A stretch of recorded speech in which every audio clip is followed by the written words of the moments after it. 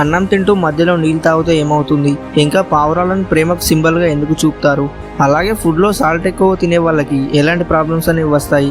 ఇంకా ఇలాంటి interesting facts అనేవి ఇప్పుడు మనం ఈ వీడియోలో తెలుసుకుందాం. అండ్ ఎవరైతే మన వీడియో చూస్తున్నారో ప్లీజ్ మన వీడియోకి లైక్ చేయండి. ఎందుకంటే మీరు లైక్ చేసే యూట్యూబ్ అనేది మన వీడియోని ఇంకొంతమందికి రికమెండ్ చేస్తుంది.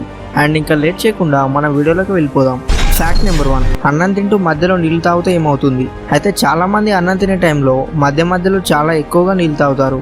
అయితే ఇలా అన్నం మధ్యలో నీళ్ళని తాగితే మనకు చాలా ప్రాబ్లమ్స్ అనేవి వస్తాయి. అదేంటంటే అన్నం మధ్యలో ఎక్కువగా నీళ్ళని తాగే వాళ్ళకు అన్నం అనేది త్వరగా డైజెషన్ అవ్వదు.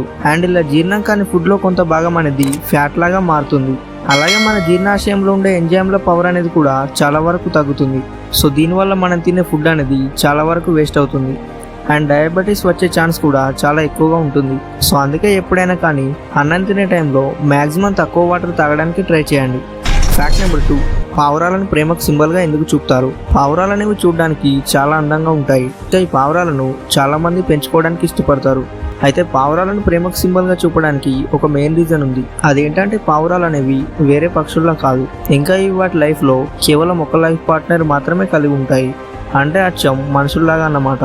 అలాగే జంట పావురాల్లో ఒక పావురం చనిపోతే ఆ బాధ తట్టుకోలేక రెండో పావురం కూడా గుండె పగిలి చనిపోతుంది. అందుకే పావురాలను ఎప్పుడైనా ప్రేమకు సింబల్గా చూపుతారు. ఫ్యాక్ట్ నెంబర్ 3, సాల్ట్ ఎక్కువగా తినే వాళ్ళకు ఎలాంటి ప్రాబ్లమ్స్ అనేవి వస్తాయి? నార్మల్గా మనలో చాలా మంది అన్నం తినే టైంలో సాల్ట్ అనేది ఎక్కువగా వేసుకుంటారు. అండ్ సాల్ట్ కొంచెం తక్కువ ఉన్నా కానీ అస్సలు తినరు.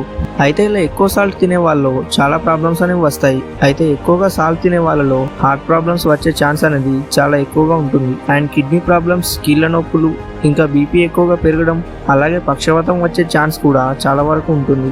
సో అందుకే ఎప్పుడైనా అన్నం తినేటప్పుడు సాల్ట్ అనేది కొంచెం తక్కువగా వేసుకోండి. దీనివల్ల మీ హెల్త్ అనేది బాగుంటుంది.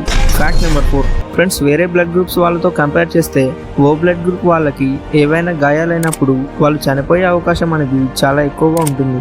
ఎందుకంటే వేరే బ్లడ్ గ్రూప్స్ వాళ్ళకి గాయాలైనప్పుడు ఆ గాయమైన ప్లేస్లో బయటకు వచ్చిన రక్తం అనేది గడ్డకడుతుంది. సో దీనివల్ల లోపల ఉన్న రక్తం అనేది బయటకు రాకుండా అవుతుంది. కానీ ఓ గ్రూప్ వాళ్ళకి మాత్రం ఏవైనా గాయాలైనప్పుడు వీళ్ళకి బయటకు వచ్చే రక్తం అనేది గడ్డకట్టదు. ఎందుకంటే వీళ్ళ రక్తంలో రక్తాన్ని గడ్డ కట్టించి మిగతా రక్తాన్ని బయటకు రాకుండా చేసే కణాలు అనేవి ఉండవు. సో దీనివల్ల ఓ బ్లడ్ గ్రూప్ వాళ్ళకి బ్లడ్ ఫ్లో అనేది ఎక్కువగా అయ్యి వాళ్ళు చనిపోయే అవకాశం అనేది ఉంటుంది. అలాగే మీకు ఈ వీడియో నచ్చితే లైక్ చేసి దీంట్లో మీకు ఏ ఫ్యాక్ట్ ఇంట్రెస్టింగ్గా అనిపించిందో కింద కామెంట్ చేసి చెప్పండి.